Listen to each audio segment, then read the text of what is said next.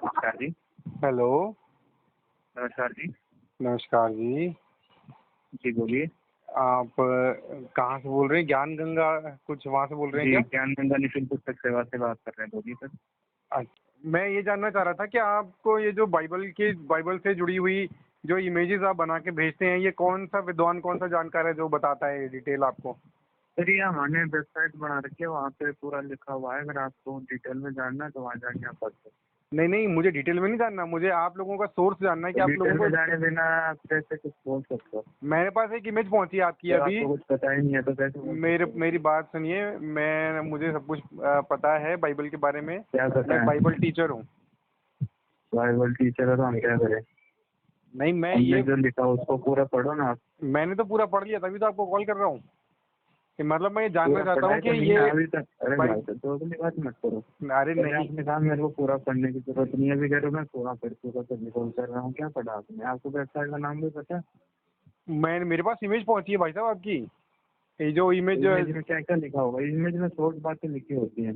Detail में जानना है वेबसाइट पे आके पढ़ो ना पूरा, अरे और वो उसके खुद बाद आप आपकी फोन ही करो। इमेज है। आप कह रहे हो इमेज में फ्रॉड बातें लिखेंगे, वो आपने ही भी बनाई हुई इमेज है। उसमें आपका रामपाल जी का नीचे नाम लिखा हुआ है, डिटेल लिखी हुई है, सारा कुछ लिखा हुआ है। अरे भाई साहब, मैं कह रहा ये नहीं कह रहा शॉर्ट में, कह रहा हूँ शॉर्ट मैटर लिखा होता है इमेज के अंदर। शॉर्ट मतलब छोटी बातें, हाँ। छोटी छोटे टुकड़ों में बातें होती हैं। अरे नहीं, पर पूरे डिटेल में खैर पढ़ना है, वेबसाइट पे छोटे वहाँ पे टुकड़ों लिखा में हुआ भी है, वो पढ़ो पहले। ठीक छोटे है, टुकड़ों में उसके भी बाद हो। में कॉल करना। हाँ जी। मैंने कह रहा हूँ छोटे टुकड़ों में भी हो, लेकिन टुकड़ों में भी गलत तो नहीं लिख सकते ना। नहीं, गलत क्या लिखा हुआ बताइए। गलत ये लिखा हुआ है कि उसमें ऐसा लिखा है कि यीशु मसीह ने बोला कि मैं याकूब से, इससे पहले कि याकूब होता मैं था। और वहां पर फिर ऐसे लिखा हुआ है कि यीशु मसीह ने ऐसा इसलिए बोला क्योंकि यीशु मसीह प्रेत रहता, मतलब यीशु मसीह के अंदर कोई प्रेत आ जाता है, भूत आ जाता है और वो बुलवाता है यीशु मसीह से। अच्छा, हाँ, इस बात का क्या मतलब है, आप मुझे समझा सकते हैं? आप सही से बताओ डिटेल में क्या है, मतलब एक्चुअली में क्या लिखा हो, पढ़ के बताओ। मैं पढ़ के बताता हूँ, होल्ड करो एक मिनट। यहाँ पर लिखा है जी, एक स्थान पर ईसा जी ने कहा कि मैं याकूब से भी पहले था। संसार की दृष्टि से याकूब ईसा जी का दादा था। यदि ईसा जी की आत्मा होती तो यह नहीं कहती कि मैं याकूब यानी अपने दादा से पहले था। ये इस सिद्ध होता है कि ईसा जी में कोई अन्य फरिश्ता बोल रहा था जो प्रेतवत प्रवेश कर जाता था। हाँ हाँ। हाँ जी। तो ये हाँ, अभी क्या आपका क्लियरिफिकेशन क्या है? नहीं, इससे मतलब इस बात का क्या कि कोई प्रेत प्रेत प्रवेश कर जाता था और तब वो नहीं बुलवाता यार, था। अब देखो, अब जैसे आप हो, ठीक हाँ है। हाँ अब आप कहो कि मैं मेरे दादा से पहले भी विद्यमान था हाँ और अब भी हूँ, हाँ। तो ये तो आप नशे में होंगे या आपने कोई भूत घुसा हुआ होगा। एक ही अच्छा, चीज हो सकती है। ठीक है। तो एक बात और बताओ मेरे को कि यीशु मसीह ने बोला कि मार्ग, सत्य और जीवन मैं हूँ, बिना मेरे कोई पिता तक यानी परमेश्वर पिता तक यानी स्वर्ग तक नहीं पहुंच सकता। तो ये यीशु मसीह ने प्रेतरत बोला कि नशे में बोला या कैसे बोला? नहीं, मैं नहीं कह रहा कि उन्होंने सारी बातें उसके अंदर भूत नहीं, में ये क्या बात हुई यार? या किसी और जो ने अगर बोला, प्रेत किसी प्रेत फरिश्ते घुस ने रहा है, भूत की प्रेत तरह बोल रहा है, घुसे। तो ये बहुत बड़ा क्लेम है मेरे भाई। प्रेत प्रेत नहीं आप बोल समझ रहे रहे हैं, हैं मेरी हम बात? ये बोल रहे हैं उसके अंदर फरिश्ता घुसा कोई। प्रेत वजह से प्रेत घुस जाते हैं ना लोगों में, वैसे उसमें कोई फरिश्ता घुसा और उसने वो बातें बोली है। नहीं, तो मैं वही तो आपसे पूछ रहा हूँ कि ये देखिए बहुत बड़ा क्लेम है। ये बोल के क्या? यीशु मसीह ने संसार के सारे ईश्वरों को, सभी धर्मों को झूठा ठहरा दिया। जब यीशु मसीह ने बोला कि मार्ग, सत्य और जीवन मैं हूँ, बिना मेरे कोई पिता तक नहीं पहुंच सकता। बहुत बड़ा क्लेम है ये। इसको हर कोई नहीं कर सकता। अच्छा। समझ रहे हैं आप मेरी बात? तो ईसा मसीह कैसे भगवान तक पहुंचे वो पता है आपको? अच्छे से पता होगा।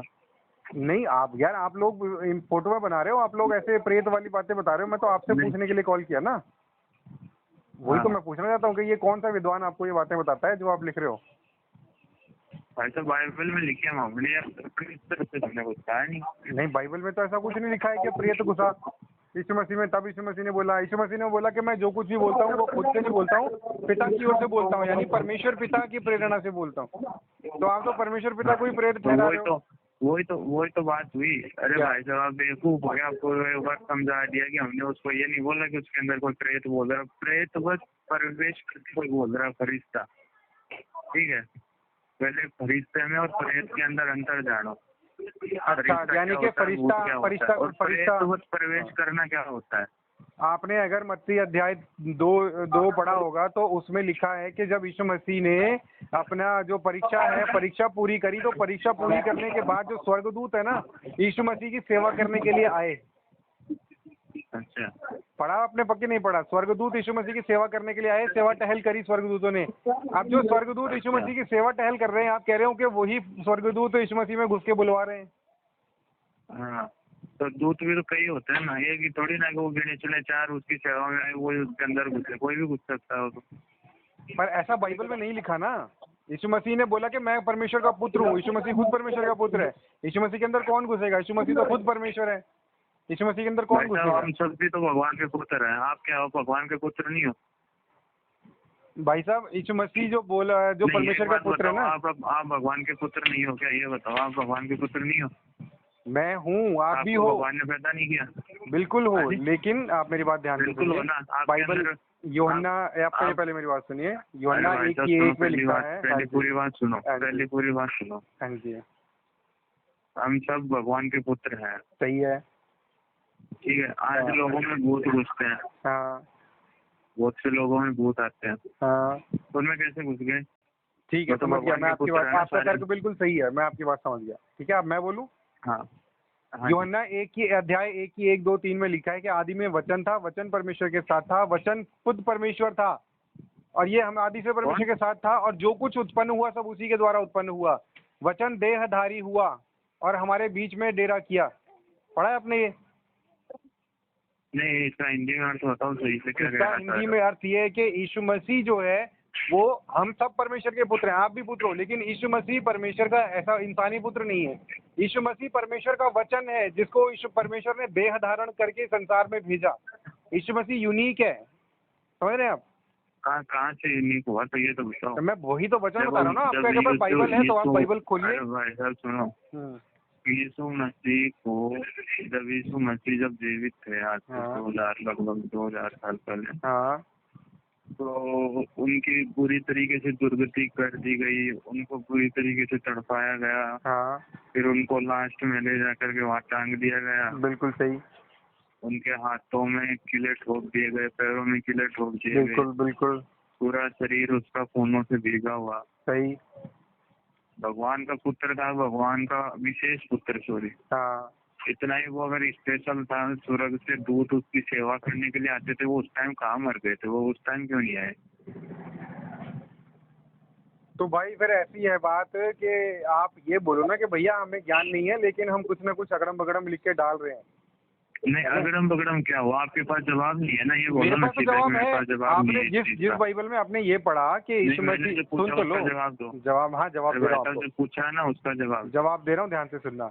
जिस बाइबल में हाँ। आपने ये पढ़ा कि यीशु मसीह को लहू लुहान कर दिया गया, क्रूस पर लटकाकर मार दिया गया, क्या उसी बाइबल में आपने ये नहीं पढ़ा कि यीशु मसीह ने बोला था कि जब तक पिता ना चाहे तब तक तुम्हारा मुझ पर कोई अधिकार नहीं, मैं चाहूँ तो स्वर्गदूतों की 12 सेनाओं को, 12 लीजन्स जिनको बोलते हैं, 12 सेनाओं को यहाँ पर अभी के अभी ला सकता हूँ, और वो तुम सबको अभी सही 1 सेकंड में नाश कर देंगे। लेकिन मैं ऐसा नहीं करूँगा, क्योंकि मेरे पिता ने मुझे एक काम के लिए भेजा है, और वो काम क्या है? क्रूस पर अपनी जान देना सारे मनुष्यों के पापों के बदले। अगर यीशु मसीह चाहता तो खुद को बचा सकता था क्रूस से, लेकिन यीशु मसीह बचने के लिए तो आया ही नहीं था, वो तो आया ही मरने के लिए था। क्या आपने बाइबल में ये नहीं पढ़ा? अरे अरे भाई साहब, ये बताओ, जब ईसा मसीह को जब इतना ही वो भला आदमी था, मानते भला आदमी था, आपके अनुसार अगर वो इतना ज्यादा ही भला आदमी था, वो मरने के लिए यहाँ पे आया था, वो सभी जो भी आया उसको मरना तो वही है, ठीक है। वो जब मरने के लिए यहाँ पे आया, और मरने के बाद ये स्टोरी में आती है कि वहाँ स्वर्ग से कुछ अलग से और आए कुछ फरिश्ते वगैरह आए वहाँ पर, और उन्होंने वहाँ पे तबाही भी मचाई उसके बाद में। ये कहाँ पर लिखा है? मुझे आयत बताएंगे, वर्ष बताएंगे? पढ़ा नहीं, हमने देखा है कि सीरियल वगैरह में देखा था, सही से बस मेरे भाई, अधूरा ज्ञान तो घातक होता है, यही तो चक्कर है। मैंने तभी तो आपको कॉल किया। पूछ रहा हूँ, उस टाइम आए थे कि नहीं आए, ये बता दो। किस टाइम? ईसा मसीह के मरने के बाद वो जो आपके जन्नत वगैरह से हैं, जहाँ से भी कोई लोग आते हैं, वो आए थे कि नहीं आए? नहीं मेरे भाई, ऐसा कुछ नहीं हुआ। कोई नहीं आया?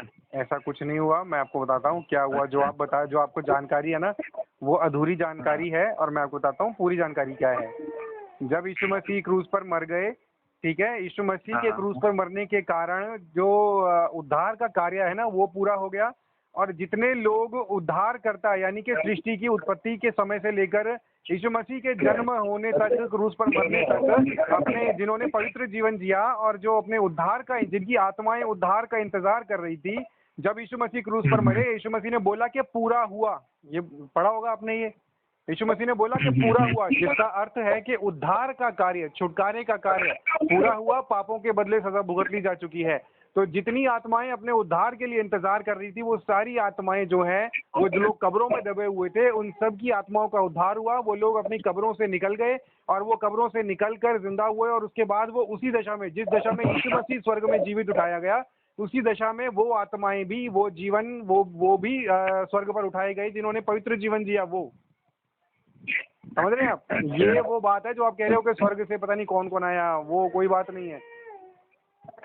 हाँ तो ये पूछता हूँ जो आपने बताया के अनुसार, हाँ जी, अभी आपने कि जो उस टाइम जब क्रिस्ट मरा, वो जीसस क्राइस्ट, हाँ, तो आत्माएं कब्रों में दबी हुई थी। कब्रों में नहीं मेरे भाई, शरीर कब्रों में दबे हुए थे, आत्माएं तो इंतजार कर रही थी अपने छुटकारे का।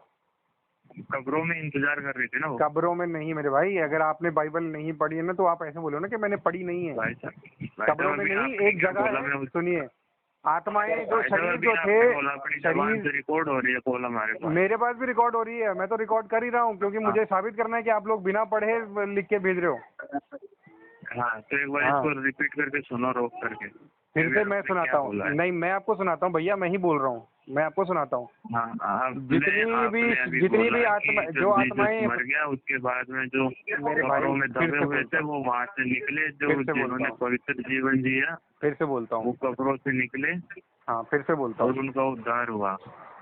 जितनी आत्माएं अपने उद्धार का इंतजार कर रही थी, अगर आपने बाइबल नहीं पढ़ी मैं आपको बता देता हूँ, जिस जगह पर आत्माएं इंतजार कर रही थी उस जगह का नाम है अब्राहम की गोद, यानी बोसम, अब्राहम बोसम। वहाँ पर आत्माएं, एक टेम्परेरी प्लेस है जहाँ पर आत्माएं अपने उद्धार का इंतजार कर रही थी, ठीक है। जब यीशु मसीह मरे तो जितनी भी आत्माएं इंतजार कर रही थी उनका छुटकारा हुआ, वो आत्माएं अपने शरीर में उन्होंने प्रवेश किया, और जो पवित्र लोग थे, नबी लोग, उनके आत्माएं उनके शरीर में प्रवेश हुई और वो पुनर्जीवित हुए, और पुनर्जीवित हो गए, जीवित दशा में वो लोग स्वर्ग में चले गए। आई बात समझ? मेरे को भी बड़ी बात करे तो अगली बात बोल रहे हैं भाई, ये बाइबल में लिखा है, मैं नहीं बोल रहा हूँ, बाइबल में लिखा है। आप बाइबल खोलिए, मैं आपको वर्ष बताता हूँ। तो अगली बातें लिखी है, तो आप बताइए ना, आपके हिसाब से क्या बाइबल में दोगली बातें लिखी हैं? बिल्कुल दोगली बातें लिखी है। तो फिर आपके जो भगवान है रामपाल जी, वो बाइबल क्यों खोल के बैठे रहते हैं जब उन्हें पता है कि दोगली बातें लिखी है तो? और वो बाइबल से प्रचार क्यों करते हैं? वो एक दोगले ग्रंथ का प्रचार क्यों करते हैं, और क्यों फोटो में बना के बेचते हैं? मेरे पास भाई आपकी फोटो आई है, मेरे पास। ऐसा, हाँ, वो प्रचार नहीं है, वो सच्चाई बता रहे हैं। सच्चाई तुम्हें, बाइबल तो तुमने